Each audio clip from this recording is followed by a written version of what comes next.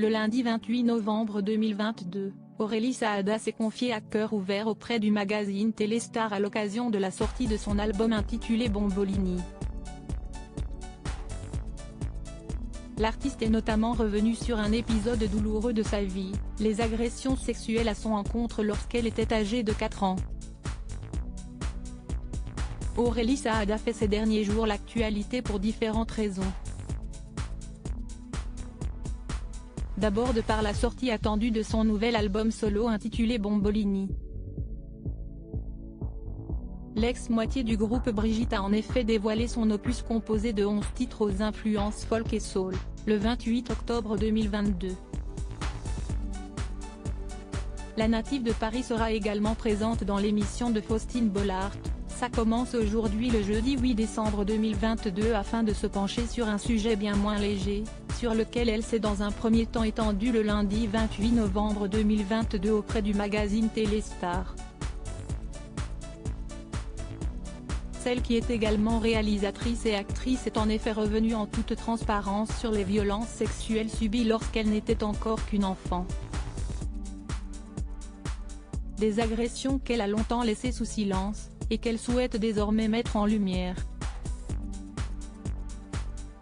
Témoigner est une façon de dire qu'on peut faire quelque chose de sa douleur. J'en suis la preuve, c'est quelque chose que j'ai vécu. À 4 ans, j'ai subi des violences sexuelles par un petit garçon à la maternelle. Il demandait à d'autres petits garçons de me cacher, comme dans une cabane, et il leur donnait l'ordre d'ouvrir ou de fermer les yeux sur ce qu'il me faisait subir. Ce que j'avais de plus intime était offert aux autres, débute-t-elle. Avant de poursuivre sur les conséquences de ces actes sur sa vie d'adulte, si je suis chanteuse aujourd'hui, si je monte sur scène, que j'écris, c'est certainement pour reproduire quelque chose de ce schéma-là.